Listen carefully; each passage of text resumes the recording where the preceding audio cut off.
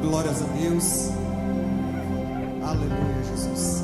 Irmãos, eu quero convidar vocês nesse momento para poder se assentar, tomar os seus lugares, porque esse é o momento em que a gente vai meditar na palavra de Deus e a gente vai falar um pouquinho do que vocês acabaram de ver. Nós vamos falar sobre a obra da redenção na cruz. E hoje nós estamos comemorando um memorial que desde o passado, quando Deus instituiu, Ele estava apontando profeticamente para a obra da redenção. Então, você que tem a sua Bíblia, eu quero convidar você nesse momento, você que pode, tome os seus lugares, e eu quero convidar você para abrir a sua Bíblia em Êxodo capítulo 12.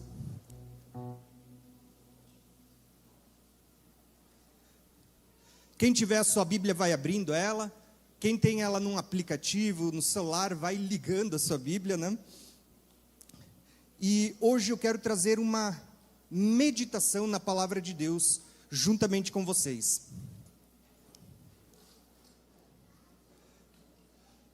Todo mundo encontrou?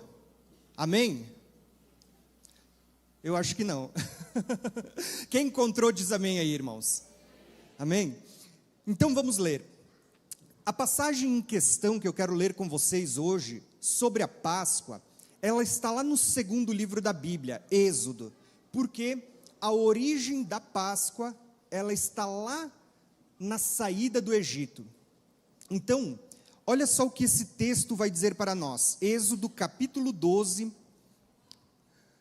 do verso 1 em diante, diz assim: E disse o Senhor a Moisés e a Arão na terra do Egito: Este mês vos será o principal dos meses, será o primeiro mês do ano.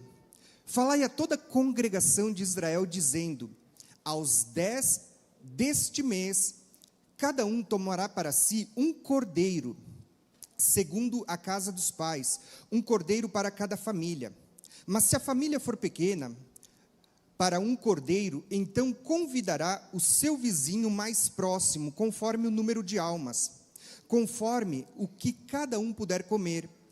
Por aí calculareis quantos bastarem para o cordeiro. O cordeiro, ele será sem defeito, macho de 1 ano. Podereis tomar um cordeiro ou um cabrito, e o guardareis até o 14º dia deste mês. E todo o ajuntamento da congregação de Israel o imolará no crepúsculo da tarde. Tomarão do sangue e porão em ambas as ombreiras e na verga das portas das casas em que comerem.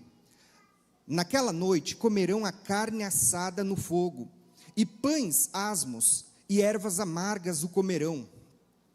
E não comereis do animal nada cru, nem cozido em água, porém assado ao fogo. A cabeça, as pernas e as fressuras, nada deixareis dele até pela manhã. E o que, porém, ficar até pela manhã, queimá-lo-eis. Desta maneira o comereis: lombos cingidos, sandálias nos pés e cajado na mão. Comereis às pressas, e essa será a Páscoa do Senhor. Porque naquela noite passarei pela terra do Egito e ferirei na terra do Egito todos os primogênitos, desde os homens até os animais, executarei juízo sobre todos os deuses do Egito. E eu sou o Senhor. O sangue vos será por sinal nas casas em que estiverdes. Quando eu vir o sangue, passarei por vós, e não haverá entre vós praga destruidora, quando eu ferir a terra do Egito. Este dia vos será por memorial, e celebrareis como solenidade ao Senhor. Nas vossas gerações o celebrareis por estatuto perpétuo. 7 dias comereis pães asmos. Logo ao primeiro dia tirareis o fermento das vossas casas, pois qualquer que comer coisa levedada, desde o primeiro dia até o 7º dia, essa pessoa será eliminada de Israel. Ao primeiro dia haverá para vós outra santa assembleia. Também ao 7º dia tereis santa assembleia. Nenhuma obra se fará nele, exceto o que diz respeito ao comer, somente isso podereis fazer. Guardareis, pois, a festa dos pães asmos, porque nesse dia tirei vossas hostes da terra do Egito. Portanto, guardareis este dia nas vossas gerações por estatuto perpétuo. Desde o dia 14 do primeiro mês, à tarde, comereis pães até a tarde do dia 21 deste mesmo mês. Por 7 dias, não se ache nenhum fermento nas vossas casas, porque qualquer que comer pão levedado será eliminado da congregação de Israel, tanto peregrino como natural na terra. Nenhuma coisa levedada comereis em todas as vossas habitações, comereis pães asmos. Amém, irmãos? Hoje eu quero falar um pouquinho para vocês, não apenas da celebração que nós estamos comemorando hoje, que é a Páscoa, certo? Eu quero falar, na verdade, para vocês, de 7 celebrações que estão na Bíblia. E de todas elas, na maioria das vezes, a gente só lembra de uma, que é a primeira. Mas Deus instituiu 7 celebrações como estatutos perpétuos que todos deveriam celebrar anualmente, deveriam lembrar. Vou perguntar para vocês, além da Páscoa, há alguém aqui que sabe quais eram as outras 6 celebrações? Pois bem, hoje você vai sair daqui sabendo. Olha só, quando a gente olha para a palavra de Deus, antes de tudo, antes de eu falar para vocês sobre a Páscoa e você entender o significado da Páscoa, eu quero contar uma história para vocês, do Êxodo. Deus, ele levanta um homem, lá na Babilônia, em Ur dos Caldeus, chamado Abraão. E Deus faz grandes promessas a este homem, que seria chamado de o pai da fé, do qual todos nós fazemos parte. Só que Deus não só faz promessas a Abraão, dizendo que ele teria uma descendência como a areia do mar, mas também como uma descendência como as estrelas do céu.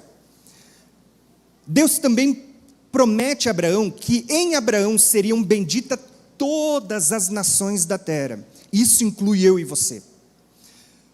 Porém, Deus também anuncia a Abraão, dizendo que a sua descendência seria escrava em terra estrangeira durante 400 anos, mas que quando chegasse ao final de 400 anos, Deus diz a Abraão: eu vou libertar eles, e eles vão sair dali com muitas riquezas, porque eu vou tirar eles da escravidão.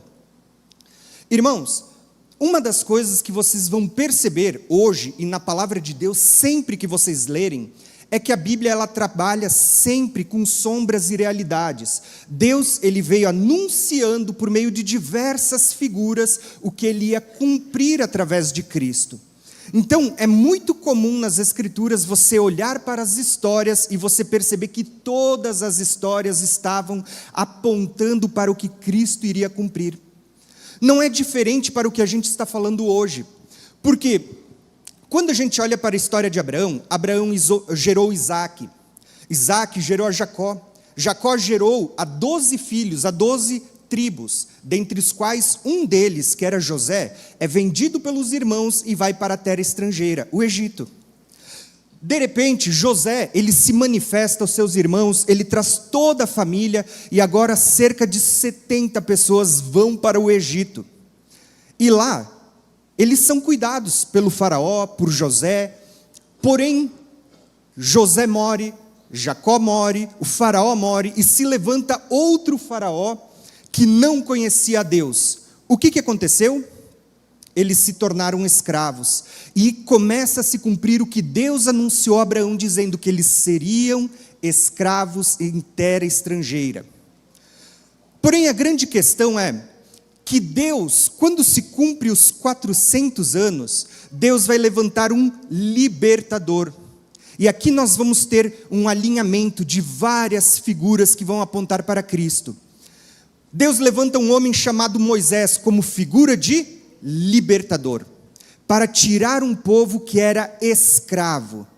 Vocês começam a perceber como Deus está anunciando a obra da redenção, que no futuro Ele levantaria um libertador que libertaria, não da escravidão de um povo, de uma nação, Ele traria libertação da escravidão do pecado, da nossa condição. Deus estava anunciando por meio de figuras, de história, o que Jesus cumpriria na plenitude dos tempos.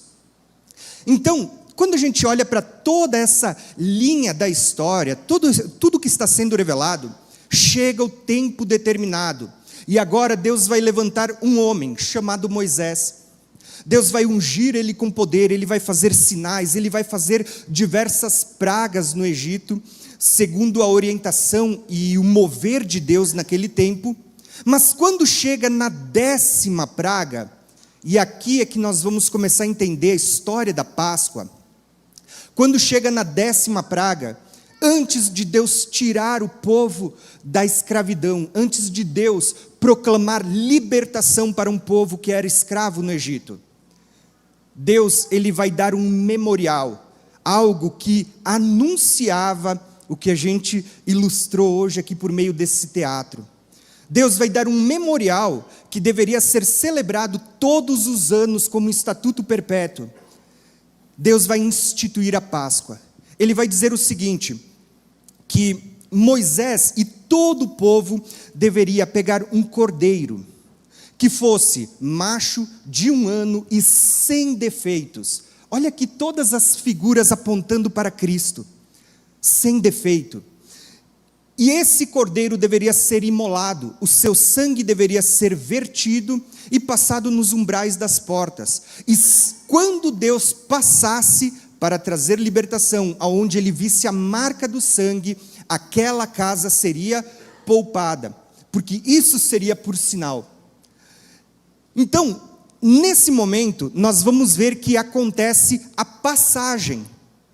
Por quê? Naquela mesma noite que todo mundo pega um cordeiro, sacrifica, passa o sangue nos umbrais da porta, eles comem esse cordeiro junto com pães sem fermento e ervas amargas. O que acontece naquela noite? A Bíblia diz que o próprio Senhor, o anjo do Senhor, passa pelo Egito. E daí que vem o nome Páscoa, ou Pêssar, é passar. Deus passou, e aonde ele via a marca do sangue, aquela casa era poupada. Irmãos, a história aqui por si só já é fantástica. Mas você vai entender que essa era uma das histórias, a primeira festa que Deus diz. Em seguida, Deus deu uma ordenança, ele diz assim, nesse mesmo dia vocês vão celebrar outra festa, que é a festa dos pães sem fermento, porque nesse mesmo dia vocês vão tirar todo o fermento da sua casa, e durante 7 dias vocês vão comer pão sem fermento. E ele ainda diz, todo aquele que no final dos 7 dias for encontrado com fermento seria eliminado. Olha só que interessante, irmãos. Quando a gente olha toda essa movimentação, guarde a história, porque depois eu vou voltar na Páscoa. Quando você olha para toda essa movimentação, naquela mesma noite, o cordeiro, ele era separado no primeiro dia do mês, lá no dia 10. E ele era separado por 4 dias. Talvez você vai dizer, mas Tiago, o que isso tem a ver com o que a gente está falando? Tem tudo a ver. Porque até números na Bíblia são proféticos. O cordeiro era separado no dia 10, ficava separado por 4 dias, e na virada do 4º para o 5º dia, no crepúsculo da tarde, ele seria sacrificado. Naquela noite de saída do Egito, eles sacrificaram um cordeiro na virada do 4º para o 5º dia, do dia 14 para o dia 15. Celebraram a Páscoa, passaram o sangue nos umbrais, marcaram com o sinal do sangue as suas portas, e naquela noite Deus passou em juízo sobre o Egito. Naquela noite, todos os egípcios entregaram as suas riquezas, e eles despojaram os egípcios e saíram com as riquezas que Deus havia anunciado 400 anos para Abraão, que assim seria.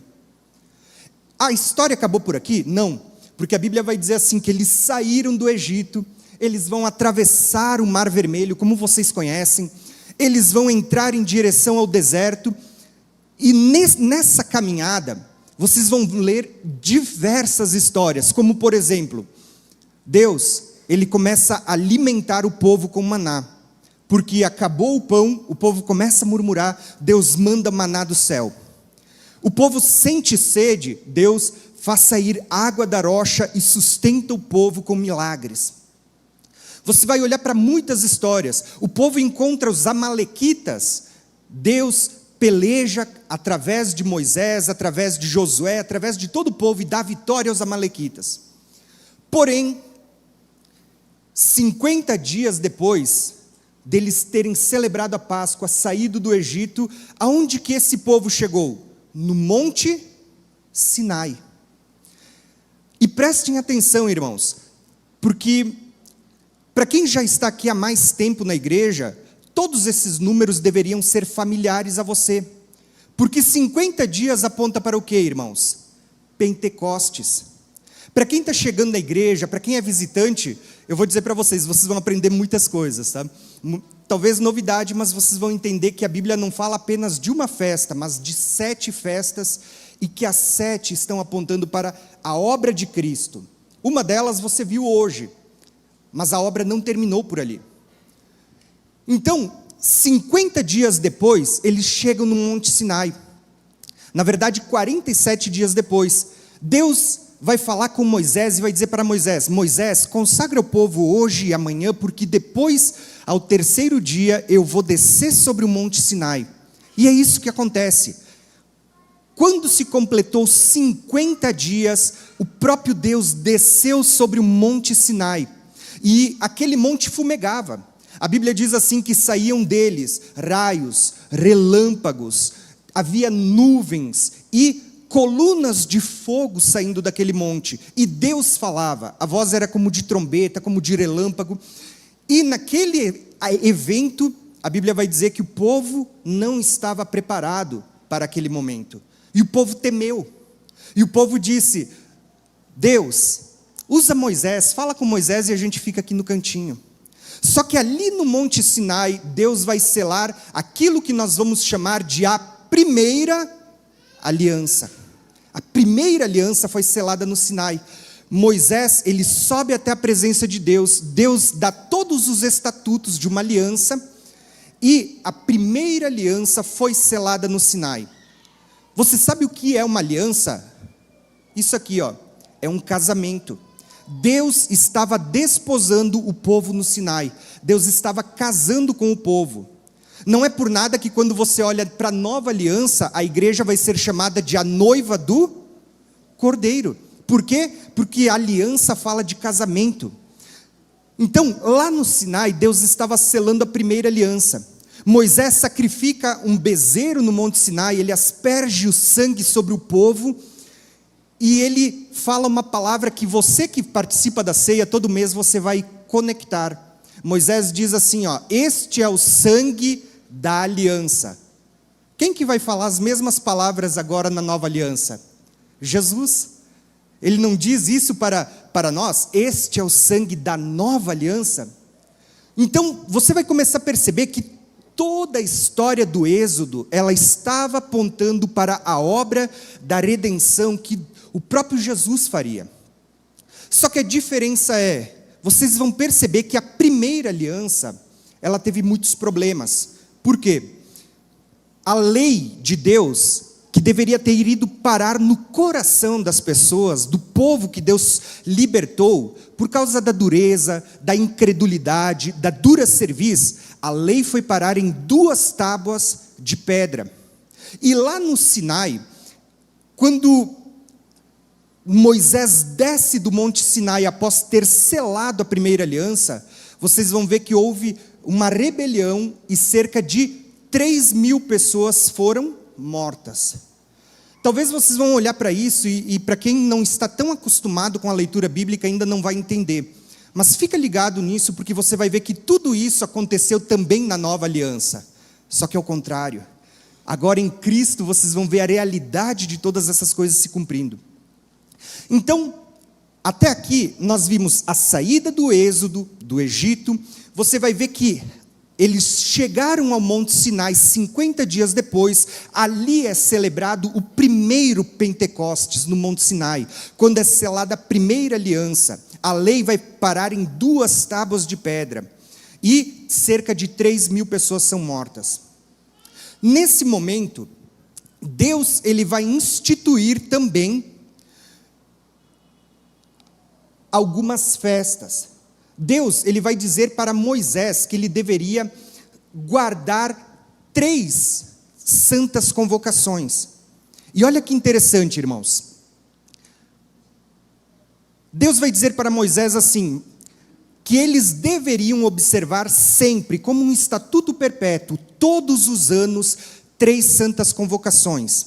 Só que nessas 3 subidas, que todo o povo, toda a nação de Israel deveria ir até Jerusalém, nessas 3 grandes convocações, haviam 7 festas. E eu vou mostrar para vocês de maneira bem simples. Quando você olha para a primeira grande convocação, que era chamada de a Festa dos Pães Asmos, no dia 14, todos os anos, no dia 14 do primeiro mês, eles deveriam sacrificar um cordeiro e lembrar de como Deus libertou eles da escravidão no Egito.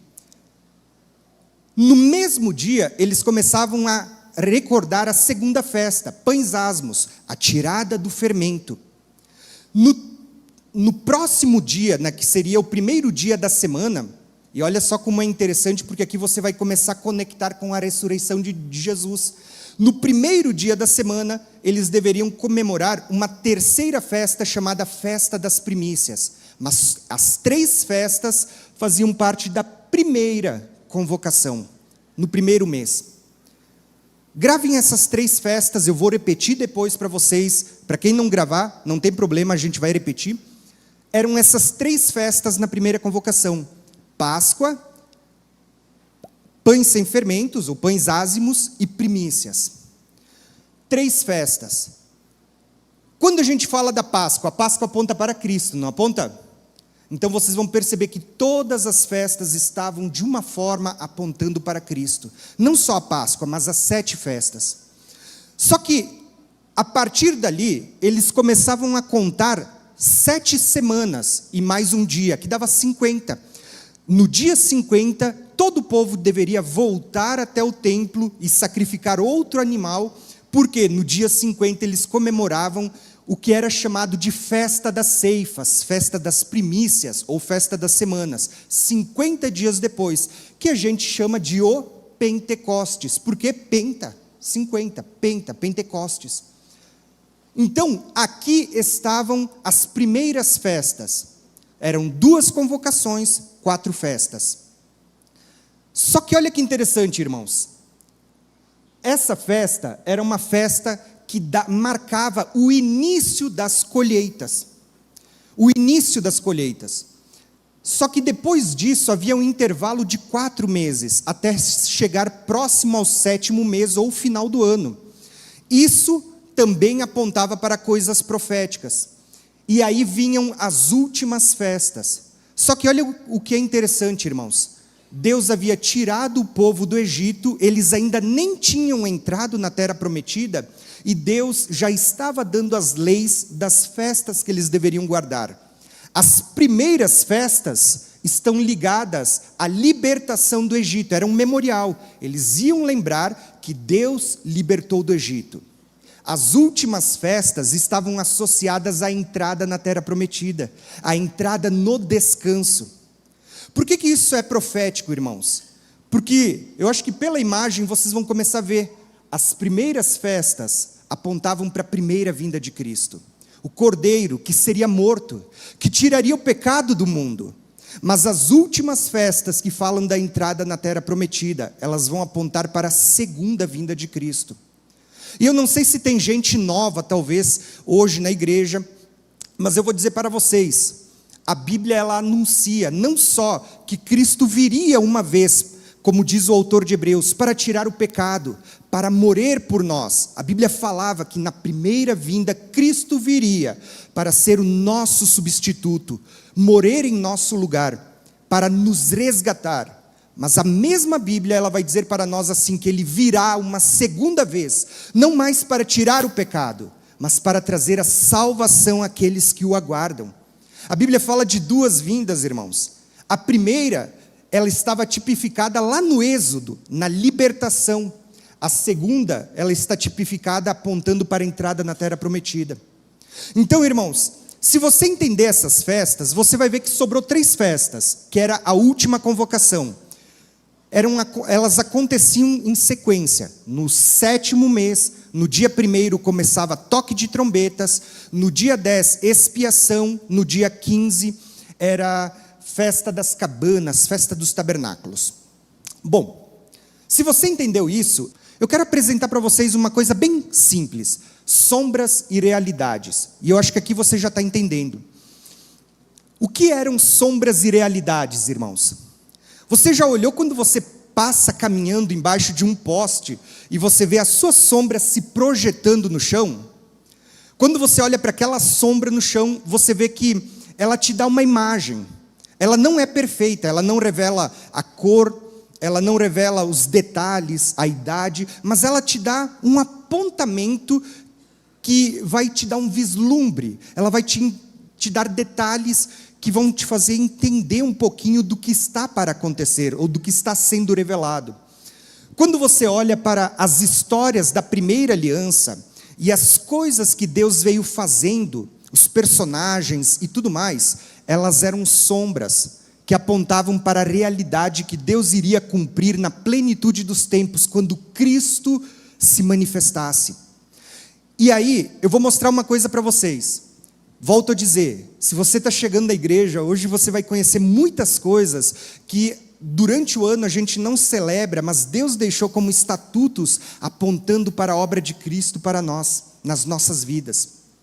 Eu vou mostrar para vocês, de uma forma bem breve, 4 sombras que você vê lá no Êxodo, e que a gente fala aqui na igreja constantemente, e talvez você nunca tenha associado. Primeira delas, quando a gente olha para Moisés atravessando o mar, a Bíblia diz que Moisés atravessou o mar, conduziu o povo, e junto com o povo, atravessando o mar, ia uma coluna de nuvem e de fogo. Quando você lê a carta de Coríntios, Paulo vai dizer assim, que lá no passado, o povo foi batizado, né, no mar e na nuvem. Você percebeu que hoje a igreja batiza as pessoas nas águas? E a gente ainda fala de batismo com o Espírito Santo? Porque Deus estava tipificando lá no passado, quando o povo atravessa um mar, e quando aquela nuvem acompanha, o que Deus faria com a igreja hoje. Por isso que quando você se converte, quando você chega na igreja, você vai passar pelo batismo nas águas, e você vai ser incentivado a buscar o Espírito de Deus na sua vida, que a gente recebe ao crer no Senhor. Porém, quando a gente olha para a próxima figura, e olha como vocês vão começar a conhecer muitas delas, a gente olha para o maná, e para quem não sabe, era dessa forma que Deus dava o pão. Todas as manhãs, o pão descia sobre as árvores, como se fossem pequenos floquinhos, com sabor de mel, né? Sabor de mel, olha a música, né? É mera coincidência. Então, o povo, durante 6 dias, ia com um vaso e colhia a porção diária, de cada dia. E esse era o pão que descia do céu.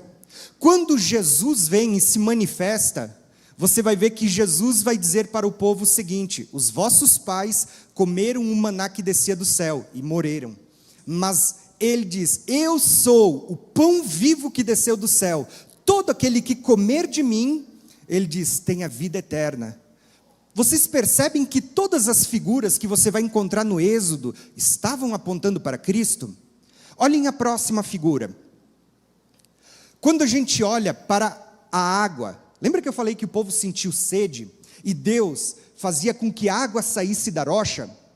Você vai ler 1 Coríntios capítulo 10 e você vai ver que Paulo vai dizer assim, que a rocha era uma rocha espiritual, que vertia água espiritual, e que aquela pedra que o seguia era Cristo. Jesus, quando ele se apresenta para a mulher samaritana, ele diz assim, se você soubesse com quem você fala, você pediria água, e eu te daria água viva.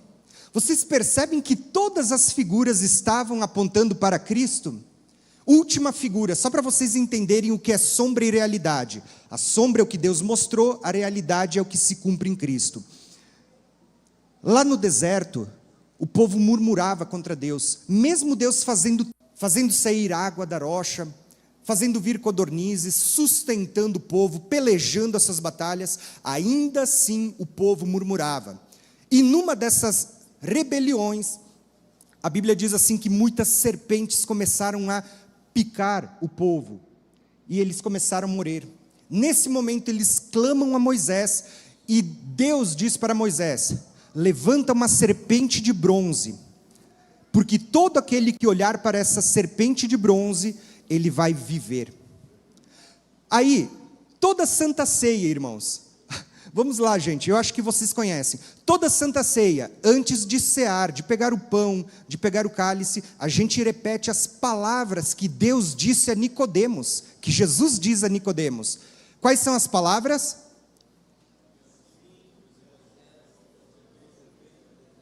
Assim como Moisés levantou a serpente no deserto, importa que o Filho do Homem seja levantado na cruz, para que todo aquele que olhar para ele não pereça, mas tenha a vida eterna. Vocês perceberam que Deus vinha anunciando por diversas figuras, coisas que se cumpririam em Cristo na plenitude dos tempos? Quando a gente fala das festas, elas também estavam apontando para Cristo. Não só Páscoa, pães sem fermentos, ázimos, pentecostes, trombetas, expiação e tabernáculo. As 7 festas estavam apontando para Cristo. Então, se você entendeu o que eu falei até agora eu só falei das sombras, agora eu quero falar para vocês das realidades, tá bom? Vou falar para vocês, eu estou cuidando do tempo, então eu tenho... Estou brincando, tá, gente? Eu quero falar um pouco das realidades para vocês. Eu comecei contando para vocês a história de Abraão. Como Deus levantou Abraão, e Deus disse que faria dele uma grande nação, que ele seria primeiramente como a areia da terra, na areia do mar, depois ele seria como as estrelas do céu. Isso fala da humanidade, hoje somos terrenos, né? Mas no futuro, quando recebermos um corpo glorificado, seremos como as estrelas do céu. Isso está falando de ressurreição. Só que Deus havia dito a Abraão que eles seriam estrangeiros e escravos por 400 anos. O que Deus estava revelando através de Abraão e daquele povo que foi escravo no Egito? Ele estava mostrando uma sombra cuja realidade ele estava apontando para todos nós, para toda a humanidade. Assim como aquele povo se tornou escravo do faraó, sabe o que Deus estava mostrando por meio daquela sombra? A nossa escravidão, por causa do pecado. A Bíblia vai dizer para nós o seguinte, que todo aquele que peca é escravo do pecado. E aí você vai dizer, eu não tenho pecado. A Bíblia diz assim que todos pecaram. Todos estão destituídos da presença de Deus. Todos se tornaram escravos. Mas sabe o que Deus estava anunciando por meio daquela sombra? Ele estava mostrando que chegaria um momento em que Deus levantaria um libertador, assim como Moisés, que traria a libertação. Assim como Moisés tirou o povo do Egito, haveria um libertador no futuro que tiraria a cada um de nós da escravidão do pecado. E aqui entra Moisés. Por quê? Quando a gente olha para Moisés, irmãos, nós vamos ver as festas. A gente vai ver a primeira festa. Deus levanta Moisés, unge ele com poder, ele faz sinais, faz milagres, faz prodígios, mas de repente, Moisés, como libertador, ele vai dizer o seguinte, as seguintes palavras. Moisés vai dizer que Deus levantaria outro profeta como ele. E olha que interessante, irmãos. Moisés, ele foi legislador, ele selou uma aliança, ele estabeleceu todas as coisas com o povo, e Deus diz que ele levantaria outro como ele. Moisés, ele vem e vai celebrar a primeira Páscoa.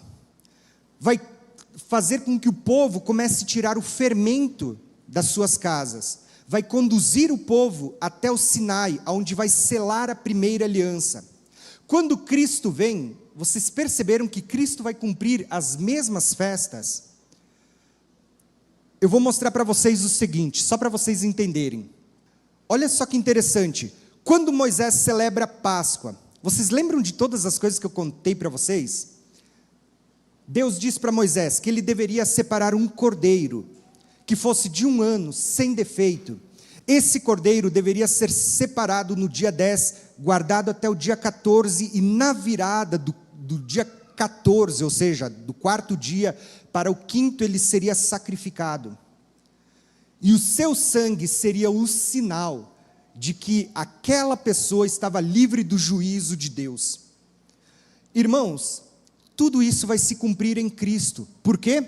Quando Cristo vem, a Bíblia diz assim que no início do seu ministério, ele está chegando perto do Rio Jordão e João Batista avista Jesus de longe. João Batista diz o quê? Lá vem o Cordeiro de Deus que vai tirar o pecado do mundo. Percebem que sempre, todos os anos, quando o povo guardava as festas e sacrificava um cordeiro, eles estavam anunciando a morte do Senhor até que ele viesse para cumprir a realidade. Só que chegou o tempo, a plenitude dos tempos, e Cristo vem. Veio o Cordeiro de Deus, que vai ser sacrificado no nosso lugar para tirar o nosso pecado, para que a gente pudesse ser livre, né? Não do Egito, mas livre dos nossos pecados, livre da condenação que nos era imputada. E o que acontece aqui, irmãos? Preste atenção nessa imagem. Para quem veio nos primeiros estudos nossos do Conexão Bíblica ao BPC, aqui uma pausa, a gente vai começar terça-feira de novo, a nossa Conexão Bíblica ao BPC, então se você não conhece muito, quer aprender de Bíblia, terça-feira à noite às 20 horas aqui na sede, tá bom? Nas primeiras aulas a gente falou sobre cronologia bíblica. Você sabia que desde Adão até a vinda de Cristo se passaram 4.000 anos de história? E que Cristo veio exatamente na virada do 4º para o 5º dia? Você percebeu que Deus deu uma sombra para Moisés dizendo que o cordeiro deveria ser separado por 4 dias, ser sacrificado na virada do 4º para o 5º dia. Por isso que você vai entender muitas passagens quando você for ler a sua Bíblia. Quando a Bíblia diz assim que Cristo é o cordeiro que foi morto desde a fundação do mundo. Assim como o cordeiro era separado 4 dias antes, Deus estava mostrando que desde o princípio ele tinha sido separado para pagar a dívida que foi contraída lá pelo primeiro Adão. A Bíblia diz que no primeiro Adão todos morrem, a morte entrou no mundo, mas no segundo Adão, que é Cristo, todos nós somos justificados, somos vivificados, temos a vida. No primeiro Adão todos morrem, mas no segundo, que é Cristo, todos temos a vida, a saber, todo aquele que crê no Filho de Deus. Irmãos, por que eu estou falando isso para vocês? Aqui eu poderia até falar mais coisas, vou deixar para o final, vou partir para o próximo. Só para você entender,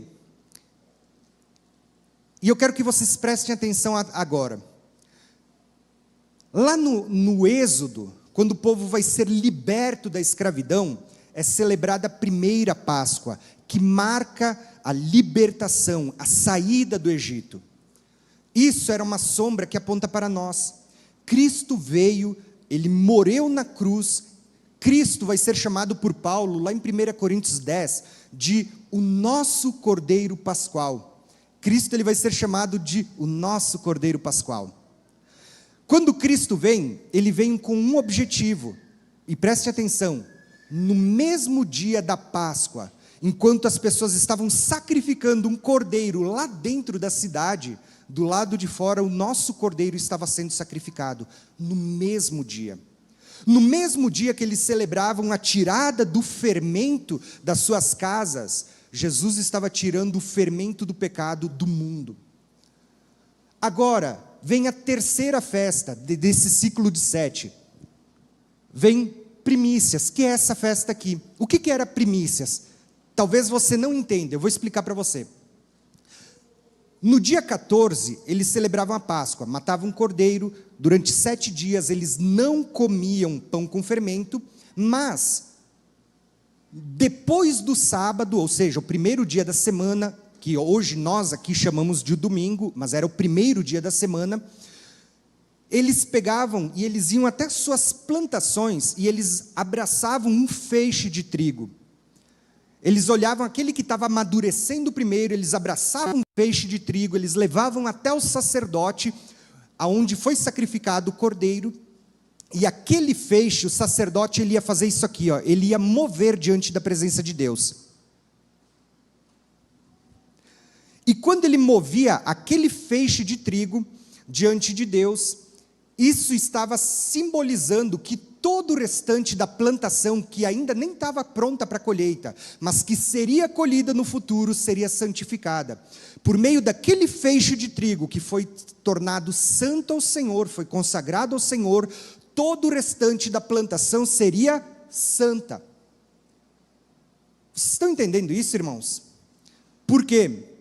Paulo, ele vai olhar para essas primícias que eram apresentadas, geralmente ao terceiro dia depois da Páscoa, ele vai olhar para essas primícias, e Paulo vai escrever, dizendo o seguinte, 1 Coríntios 15, ele diz assim, Cristo é a primícia dos que ainda dormem.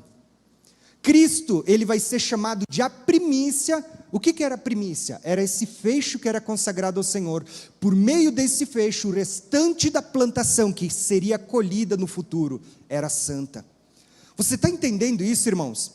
Isso fala de ressurreição dos mortos. Por quê?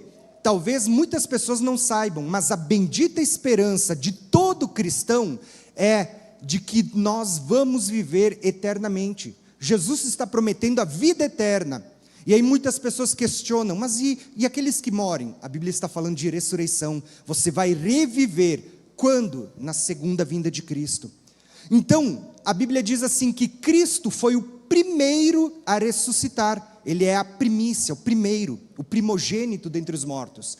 Mas a Bíblia diz assim que por meio dessas primícias que foram apresentadas a Deus, todo o restante da plantação, ou seja, aqueles que creem em Cristo, vão ressuscitar também na vinda dele. Então, irmãos, você começa a entender agora algumas coisas que estão acontecendo aqui? Deus estava mostrando o seguinte, que no dia que Jesus ressuscitou, que ele saiu da sepultura, ele era o primeiro de uma grande plantação que também ressuscitaria no futuro. E aí eu vou perguntar para vocês o seguinte, irmãos, hoje, né, só para quem não sabe, hoje não é o dia da Páscoa, tá? Hoje não é o dia da Páscoa. Se você for olhar um calendário judaico, o dia da Páscoa vai ser dia 22 de abril. Então a gente está bem antecipado. Mas é um memorial. E hoje, o que a gente está celebrando aqui, irmãos? Vamos lá, só para a gente interagir. Fala bem alto, o que a gente está celebrando hoje, irmãos? Primícias. Fala da ressurreição de Cristo, o primogênito, o primeiro a ressuscitar dentre os mortos, o primeiro a sair daquilo que Adão nos condenou. Lembra que Deus anunciou a Adão dizendo assim, ó, que se vocês pecarem, vocês morrerão, que o pecado gera morte. Quando Adão pecou, a morte não entrou no mundo, todos nós morremos. Agora Cristo, por não ter pecado, ele ressuscitou. E ele está dizendo que todo aquele que crê nele, por ocasião da segunda vinda, também vai ressuscitar.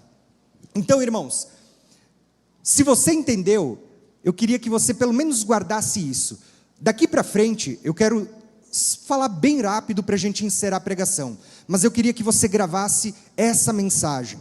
Quando Deus tirou o povo do Egito, Deus estava dando libertação a um povo. Essa libertação foi marcada por um sacrifício de um cordeiro, que era a sombra, que apontava para o que Cristo faria na sua vinda. Hoje, quando você assistiu toda essa encenação, você celebra a Páscoa, e você vai ver, irmãos, que muitas vezes aquilo que nos é apresentado de maneira errônea. Por quê? Vocês perceberam que a nossa Páscoa, ela é usurpada? A Bíblia vai mostrar para nós que na Páscoa, eles comiam a carne de cordeiro, carne vermelha. A nossa Páscoa não foi adulterada. Na morte de Jesus, ou quando a gente celebra a Páscoa, você não come peixe. A Bíblia fala de carne vermelha. Da onde que surgiu isso? Ninguém sabe.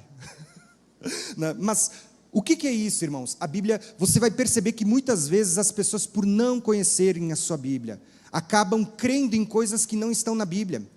Vocês percebem, a Bíblia falava de um cordeiro que tiraria o pecado do mundo, que seria comido junto com ervas amargas, porque falava do pecado, falava da libertação da escravidão. Hoje o cordeiro foi trocado por um coelho, e as ervas amargas por doces e chocolates. Percebe que é uma inversão? Parece que as pessoas, que o inimigo, ele faz de tudo para que você esqueça do verdadeiro significado do que Cristo fez na cruz, daquilo que Deus vinha anunciando, do que o seu Filho faria por nós. Então, irmãos, eu vou encerrar essa ministração mostrando de uma maneira bem breve as últimas festas, embora não seja o objetivo hoje. Hoje eu quero que você entenda que Cristo morreu para nos libertar, não do Egito, mas dos nossos pecados. Ele fez isso para que a gente pudesse celebrar a festa dos ázimos, tirando o fermento do pecado das nossas vidas, vivendo uma vida de retidão. E Ele ressuscitou para que nós pudéssemos ter a esperança da vida eterna e da ressurreição. Mas eu vou terminar contando para vocês as últimas festas. 50 dias depois da ressurreição de Jesus, o que acontecia, irmãos? Pentecostes, ou festa das semanas, porque eram contadas 7 semanas mais um dia. O Pentecostes, como eu mostrei para vocês, o primeiro Pentecostes se deu no Monte Sinai. Deus desceu com labaredas de fogo naquele monte. O monte fumegava, tremia, havia línguas de fogo que saíam daquele monte. A lei foi parar em 2 tábuas de pedra. E naquela ocasião, cerca de 3.000 pessoas morreram por causa da rebeldia, por causa da idolatria. Só que quando Cristo vem, Cristo vai celebrar o Pentecostes também. Porque 50 dias depois, o que acontece? 50 dias depois, você vai ver que o Espírito Santo vai ser derramado sobre a igreja. Da mesma forma, olha, prestem atenção nos paralelos. Moisés sobe o Monte Sinai, Deus se manifesta e labaredas de fogo saem no Monte Sinai. Cristo, ele vai até ali, no Monte das Oliveiras, de frente para o Monte Sião, e Cristo sobe ao céu. E a Bíblia diz que o Espírito Santo desce sobre o Monte Sião. Porque vocês sabiam que a igreja, os discípulos, cerca de 120 pessoas estavam reunidas no Monte Sião. Lá no Monte Sinai foi selada a primeira aliança, foi aspergido o sangue da aliança. No Monte Sião, agora Cristo vem e Ele sela a nova aliança.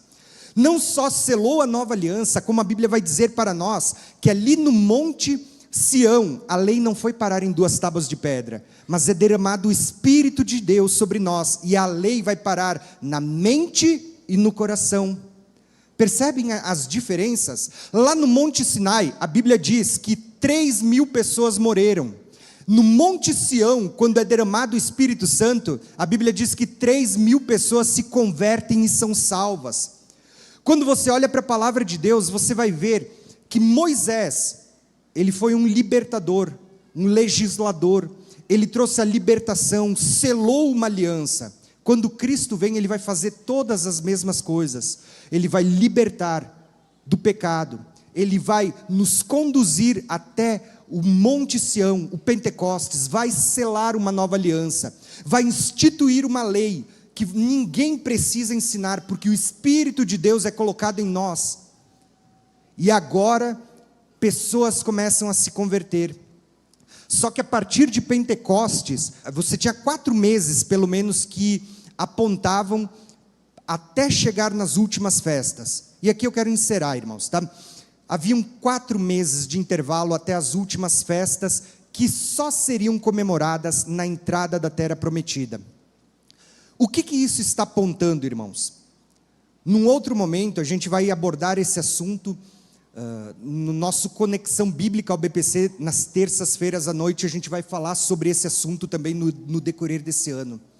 Se as primeiras festas apontavam para a libertação, as últimas, elas estavam apontando para a entrada na Terra Prometida. As primeiras festas mostravam Cristo vindo para nos libertar dos nossos pecados. As últimas festas estão apontando para a segunda vinda de Cristo, para nos introduzir no reino milenar. O que eu quero mostrar para vocês? Sempre que todo ano você celebra a Páscoa, você está lembrando do que Cristo fez por você. Sempre que você recorda da ressurreição, você tem uma promessa: Cristo foi o primeiro, mas na vinda dele, todos nós vamos ressuscitar.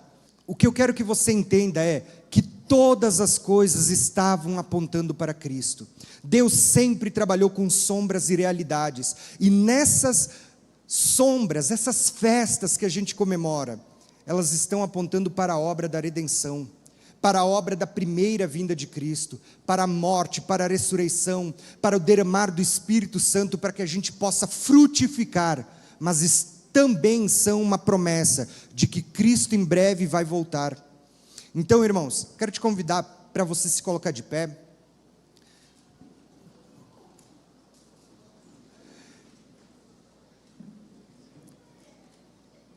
E eu queria fazer uma pergunta para vocês.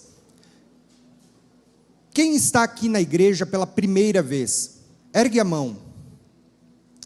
Ergue mais alto. Pode erguer, irmãos. Tá. Amém, irmãos. Por que eu estou falando isso? Porque geralmente quem está na igreja há mais tempo conhece as histórias que a gente conta, as passagens bíblicas que a gente lê, e muitas vezes já está mais familiarizado com todo esse ambiente do que a gente conversa sobre a palavra de Deus. Muitas vezes quem está chegando, né, pode ser que já conheça tudo isso, ou pode ser que esteja ouvindo pela primeira vez. Mas tudo isso que a gente está falando, estava mostrando a obra da redenção de Jesus, por mim e por você. Por você que está chegando na igreja, por você que já está aqui há mais tempo. Deus estava revelando desde o princípio, Ele estava mostrando como um dia Ele enviaria o seu Filho, e Ele deu várias histórias, várias sombras que apontavam para a obra da salvação. Quando Cristo morreu na cruz, havia um único objetivo: libertar-nos do pecado, para que eu e você pudéssemos ser livres do pecado, para que a gente pudesse ser livres da condenação que todos herdamos desde a queda, desde Adão. Então, irmãos, hoje, e falo isso para você que é visitante, para você que chegou na igreja, para você que está aqui há mais tempo, Jesus morreu por mim e por você, para que nós pudéssemos ser livres dos nossos pecados. Ele ressuscitou para que nós tivéssemos a esperança da ressurreição e da vida eterna. Por isso que todas as promessas bíblicas, elas apontam para uma única esperança: que todo aquele que crer em Cristo, aquele que entregar a sua vida, aquele que crê no Senhor, a Bíblia diz que nenhuma condenação há para aqueles que estão em Cristo. As coisas velhas passaram e tudo se fez novo. Você é feito uma nova criatura. Quando você crê em Cristo e você entrega a sua vida a Jesus, a Bíblia vai falar assim, que você está se tornando participante daquilo que Cristo já conquistou na cruz por mim e por você. Então aí, aqui no lugar, aonde você estiver, você que é visitante, que está chegando pela primeira vez, você que está aqui há mais tempo, você que já é da casa, eu queria convidar vocês para fazer uma oração. Você vai fazer com as suas palavras, mas eu quero convidar você nessa noite para entregar a sua vida a Jesus, para se colocar diante do Senhor, porque Jesus morreu por mim e por vocês. Senhor Deus Todo-Poderoso, Pai, nesta noite, Senhor, nós queremos te agradecer por toda a obra da redenção. Queremos te agradecer porque desde o início o Senhor veio anunciando, Senhor, o que o Senhor ainda faria na plenitude dos tempos por mim e por cada um de nós. Eu quero agradecer, Senhor meu Deus, porque o Senhor morreu na cruz por mim, Senhor, para que eu pudesse ser livre dos meus pecados, porque o Senhor pagou a dívida que me condenava. Também quero agradecer, Senhor Jesus, porque ao ressuscitar o Senhor me deu a esperança da vida eterna, de saber que a morte não é o fim. Pai, eu quero agradecer não só porque o Senhor revelou o que o Senhor faria na primeira vinda, mas porque o Senhor também nos revela que haverá uma segunda vinda, Senhor. Talvez até muito em breve, Senhor, mas que o Senhor vai voltar de novo para cumprir todas as suas promessas de vida eterna. Senhor, nessa noite, Senhor, eu quero colocar diante da Tua presença todas as pessoas que estão aqui, todos aqueles irmãos e irmãs que estão entregando a sua vida ao Senhor. Pai, no mais secreto e no mais íntimo de cada um, Senhor meu Deus, que possa haver hoje, Senhor Jesus, salvação na vida de todos, Senhor meu Deus, tanto daquele que já te conhece, Senhor meu Deus, e que está querendo se aproximar mais de Ti, que está querendo tirar o fermento do pecado das suas vidas, Senhor meu Deus, como daquele que ouviu pela primeira vez a Tua palavra. Que haja salvação em nosso meio, em nome de Jesus. Senhor Deus, eu oro, Senhor Jesus, entregando todos na Tua presença, Senhor meu Deus, e que nós possamos compreender os tempos determinados que o Senhor anunciou, não só da primeira vinda, mas também do seu retorno, que pode ser, Senhor, que aconteça muito em breve. Pai, entrego a todos em nome de Jesus nas Tuas mãos. Amém, Senhor.